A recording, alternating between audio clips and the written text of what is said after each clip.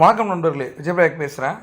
நிறைய பேர் ஸ்டாக்கில் இன்வெஸ்ட் பண்ணுறதை பற்றி கேட்குறாங்க. இதுக்கு ஒரு கோல்டன் ரூல் இருக்குது. இது என்னென்னா 80-20 ரூல் நான் சொல்லுவேன்.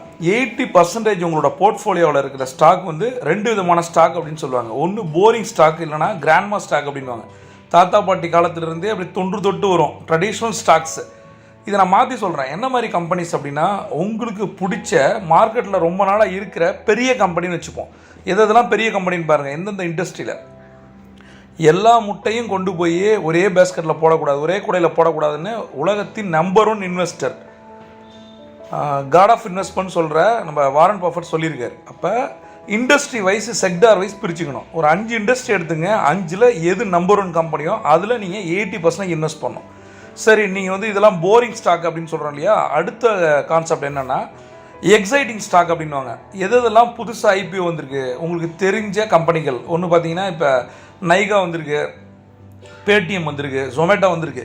பட் இந்த ஸ்டாக்ஸில் நீங்கள் ஓவரால் டோட்டலாகவே 20% தான் இன்வெஸ்ட் பண்ணணும். 80% கிராண்ட்மா ஸ்டாக்ஸு, 20% எக்ஸைட்டிங் ஸ்டாக்ஸ். இது அப்படி பண்ணிங்கன்னா பெரிய அளவு லாஸ் வராது, ஃபியூச்சர் இருக்கும். அதை விட்டு நிறைய பேர் எக்ஸைட்டிங் ஸ்டாக்ஸில் போய் பணத்தை போடுறாங்க. ஒருவேளை மார்க்கெட் இறங்குது, இந்த ஸ்டாக்ஸ்லாம் பூம் ஆகலை அப்படின்னா பெரிய அளவு லாஸ் வந்துடும். அதனால் இன்வெஸ்ட்மெண்ட்டை பொறுத்தவரை நிதானமாக அனலைஸ் பண்ணி பண்ணணும். வாரன் பஃபெட் சொல்கிறது அப்படி தான். மினிமம் ஒரு நாளைக்கு 500லேருந்து 700 பக்கம் நான் படிப்பேன்றார். நம்ம என்ன பண்ணுறோம், பென்னி ஸ்டாக்ஸு, மல்டிபேக்கர் ஸ்டாக்ஸ்னு சொல்லிட்டு என்னென்னவோ ஸ்டாக்கில் போய் இன்வெஸ்ட் பண்ணுறோம். அப்படி பண்ணாதீங்க. 80% ட்ரெடிஷ்னல், 20% எக்ஸைட்மெண்ட். பிரபஞ்சம் கூடிய காத்திருக்கு. நீங்கள் ஒரு champion. See you on top.